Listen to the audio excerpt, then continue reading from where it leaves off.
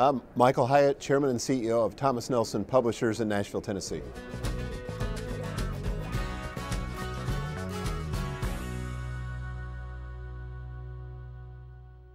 The reason I got involved in social media is because I saw this as the new wave of the future, and I thought as the CEO, the only way to really understand it was to embrace it and try it. And there's a low barrier to entry, you just have to get started. But I felt like if I didn't actually do that for myself, there was no way my company was going to understand it. And I really believe in leading by example, and I wanted my company to embrace it. And as it turns out, we have. We've got all kinds of bloggers and people on Twitter and Facebook, and really have embraced the medium. I think all of us have key people that we look to influence us in terms of filtering the information that's out there and making recommendations to us. And it used to be, when I was coming up in the industry, you'd go to the local bookstore and you had really knowledgeable people there who would tell you what the latest and greatest was. Those people, by and large, with corporate ownership of bookstores, have disappeared. There's obviously some isolated exceptions to that. But it's my people who read books, my friends who read books, that really matter to me. And the things that they're reading, I want to sync up with and read those too.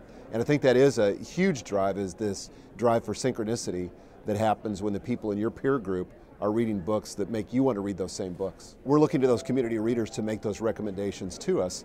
And that's why we started our Books Needs program, for example, at Thomas Nelson, because we realized if we could get to the bloggers who had audiences, maybe 500 people, maybe 5,000 people, and they had social authority with that audience, then we could really help those audiences discover books that mattered to their leaders, their de facto leaders.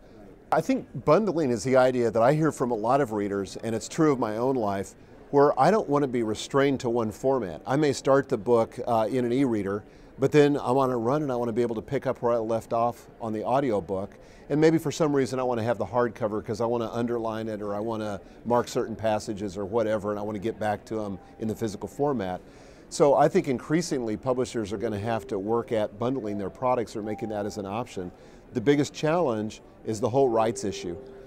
Because we've tended to think of these as disaggregated pieces, and now I think people are thinking of the idea expressed in these different formats, and we're going to have to accommodate them, but I do believe the market will drive it. I think it's up to publishers to educate authors and agents to these new realities, and there are many forward-thinking agents that are on top of it, but there are many who are still stuck in an older model.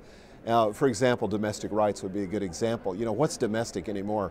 Once I put it up on a website, the entire world has access to it. I have to have worldwide rights on a product. And I think the same is going to be true with formats. And we just have to be able to come to terms in terms of what's fair for the author, what's fair for the agent in that exchange.